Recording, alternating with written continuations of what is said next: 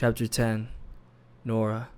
I used to wonder what it was like to be immortal, and now I'm starting to believe I am immortal.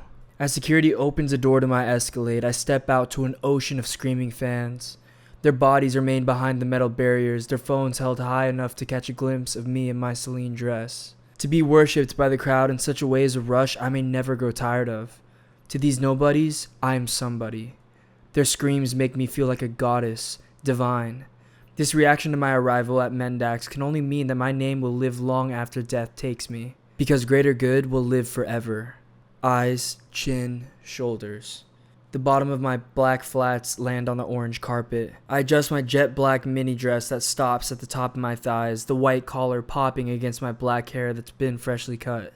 I gracefully lift my chin left and right for the photo op, giving the press just a little bit more of me but never all of me. The Escalade door shuts behind me, and I strut up the orange carpet and into Mendax. The lobby is a bit quieter than it was outside, lending room for me to think clearly. I haven't seen Ryan since the morning we spoke at his apartment. I haven't called. I haven't made the slightest effort. I mean, how could I? I'm a busy woman. He sadly wasn't able to comprehend that, and he's lost me because of it. I tell myself I shouldn't pity him because he could have had what I was willing to give him. Maybe it wasn't much, but even the slightest bit of me is more than any man can handle. As I make my way through the lobby to the control room, I notice a man being detained by police near the entrance. A zip tie binds his wrists behind his back, his nose dripping blood over his white t-shirt that reads, "Look away." What's his story? I ask one of the crew members escorting me. Some protester, she scoffs. I flatten my dress with my palms. A protester? That's a first. The control room is silent upon my arrival, a sign of respect or fear or both. Are the contestants being prepped in the green room? I ask, looking through the window at the set. Audience members funnel into the studio, finding their seats in the stands. Tonight's winner's in for a real treat. I spent the past few days putting together tonight's suicidal display. I've been adamant about the displays becoming more theatrical, more dramatic. Based on the polls we received from the public, everyone agrees we need to go more morbid. While the live suicides have been morbid, we received complaints that the deaths are too quick or borderline painless. Samuel and I agree, and tonight, we intend to take it to the next level. Slower, more painful. The door opens and the crew members stand as Samuel enters the room with 2 security guards at his sides. The guards remain by the door as Samuel stands in front of the wall of screens. His black eyes flick to mine, the orange and blue lights highlighting half of his leathery face as he says, "I have a good feeling about tonight." I smirk. It's showtime. Greater Good, Episode 3. 3 spotlights illuminate 3 plush orange chairs on stage. An unsettling presence makes itself known as the LED screen behind the chairs reads Greater Good in bright orange letters. On tonight's episode of Greater Good, 3 contestants will share their stories, the hardships they've faced, and what has led them to their breaking points. We've hand-selected these contestants based on their generosity and willingness to take their own lives on live television tonight, giving the winners cash prize to their family estate or charity of their choice. 70s music plays and the audience applauds as Dorothy Meadows enters from stage left. Dorothy Meadows raises her hands, waving enthusiastically to the live studio audience. Good evening and welcome to Greater Good, the show for the morbidly curious. Death is in the building, and it's prepared to take the life of tonight's winner in exchange for bettering the lives of others. Each contestant you will meet tonight has already decided where their cash prize will be donated, and it's up to you to determine how much that prize will be and which contestant will receive it. Now, let's meet our first contestant. Dorothy Meadows turns back to the LED screen. On the screen, a video plays of contestant number 1 in an intimate, dimly lit studio room. Can you start by telling us a bit about yourself? My name's Janice. I'm 42 years old, and I've been dealing with a difficult situation for some time now. I walked in on my husband having an affair, and it's been hard for me to try to get over it. Can you recall seeing signs that your husband wasn't being faithful before you walked in on the affair? I noticed a while back that he was spending more time on his phone. He went on more walks alone and spent late nights at the office. I had a feeling something was happening, but I played dumb. I chose to be ignorant. Then, when I saw it happening right in front of me, in broad daylight, in our own bed, it was like my whole world shattered in an instant. I just turned and ran. What was your lowest point throughout this entire ordeal? It was the silence that followed. I tried to commit suicide shortly after at my sister's house. My family and friends were there for me and still are, but I just can't shake the image of my husband of 10 years embracing a woman the way he had once embraced me. It's when I'm alone, I hear this voice telling me that my marriage was a lie, that my entire life is a lie and I have nothing to live for. I have no idea what to believe anymore. My husband was my everything. Sad. That sounds so incredibly difficult. Have you sought help during this mental struggle? I've been attending a weekly support group at some church in the Bronx, but it wasn't enough. Nothing will ever be enough. 10 years. I'm too old to start over and have kids now. My marriage was a lie for 10 entire years, which I will never get back. What have you planned to do with your winnings given you win the most votes tonight? If I win, I want the money used to create a foundation that supports people who have experienced infidelity and betrayal. I want to provide them with resources, counseling, and a safe space to heal and rebuild their lives. No one should go through this pain alone, and I want to make a difference for others facing the same struggle. LED screen fades to black. Contestant number 1 enters stage left to an applause from the live studio audience. Contestant number 1 waves cheerfully to the camera and takes a seat in the orange chair on stage left. The screen behind contestant number 1 displays a picture of contestant number 1. Dorothy, standing behind contestant number 1 with hand on her back. We feel for you, Janice. We commend you for your bravery and willingness to take your own life for a good greater than yourself. And now, let's meet our second contestant. A video plays on the LED screen revealing contestant number 2. Can you start by telling us a bit about yourself? I'm Raquel. I'm 18. I'm from Boston, and when I was 12, I was in a very, very bad car accident that left me with third-degree burns covering most of my body and, well, my face, obviously. If you're comfortable sharing, can you tell us a bit about the accident? I don't remember a thing. I was in the car with my friends, and I swear that I just blinked and woke up completely bandaged in a hospital bed. I have burns and scars all over my body, especially my face. That moment ruined my life.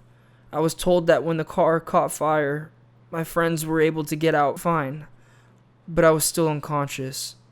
They left me there to burn. Raquel, I am so sorry.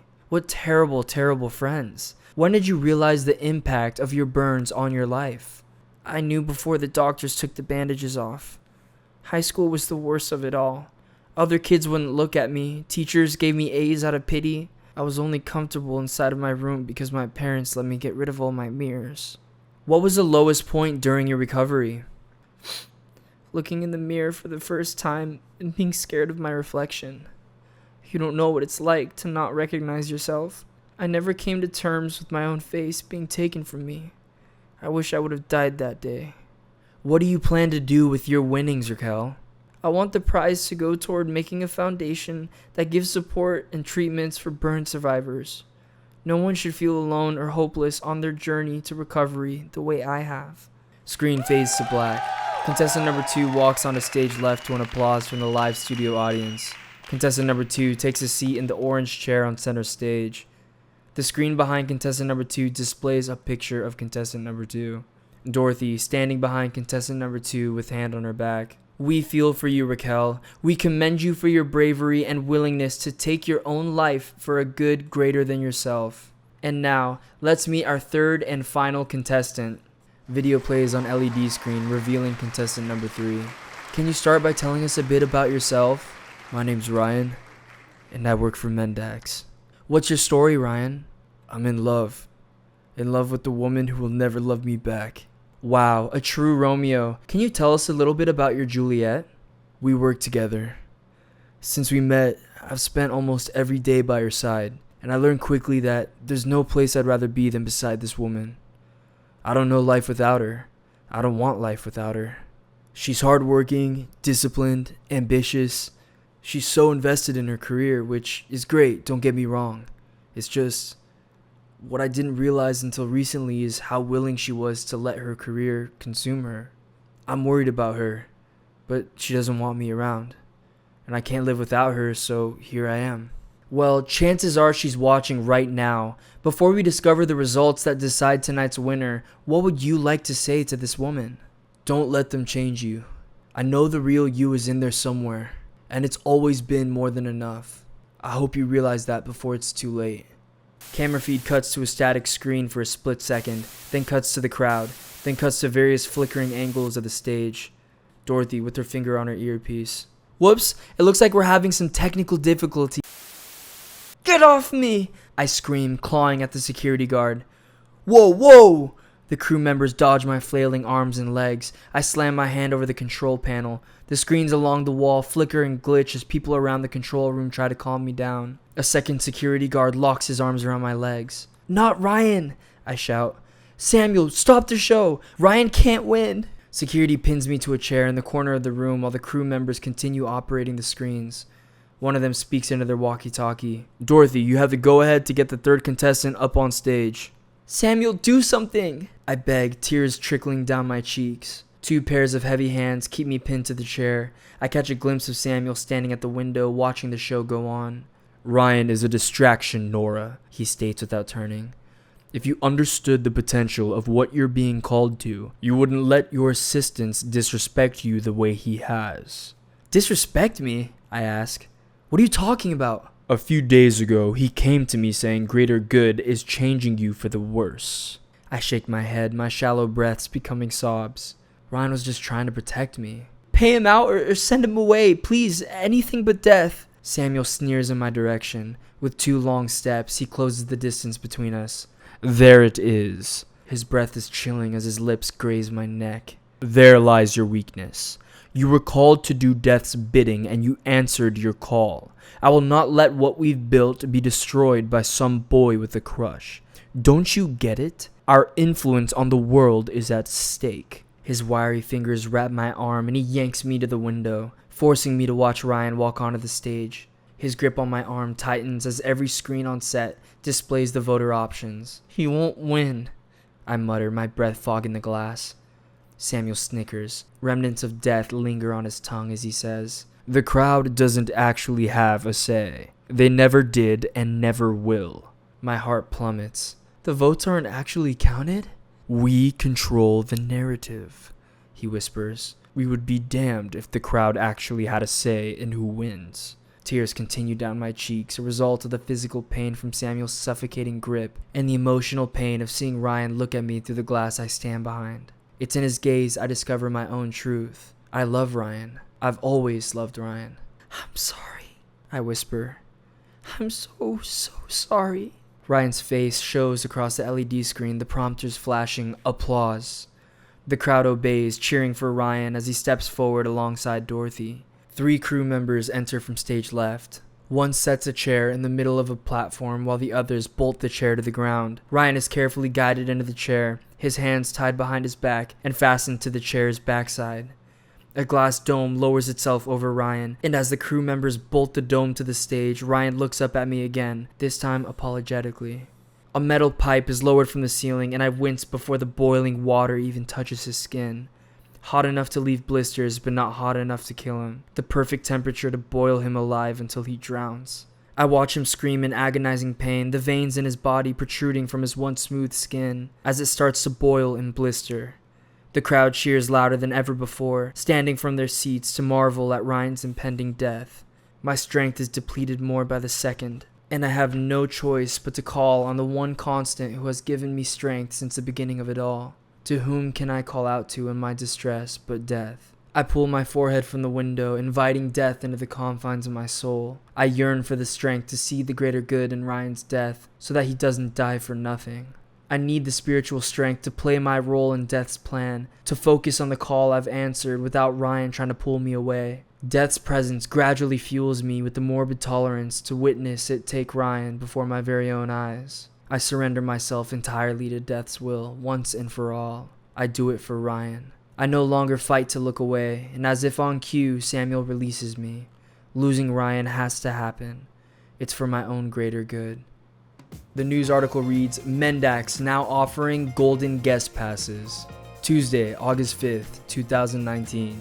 The popular TV show Greater Good has just introduced an unprecedented opportunity for its dedicated fans. The show, known for its heartwarming acts of self-sacrifice and transformative experiences, is now offering exclusive golden guest passes that provide lucky recipients with a guaranteed spot at the front of the waitlist to be a contestant on the show.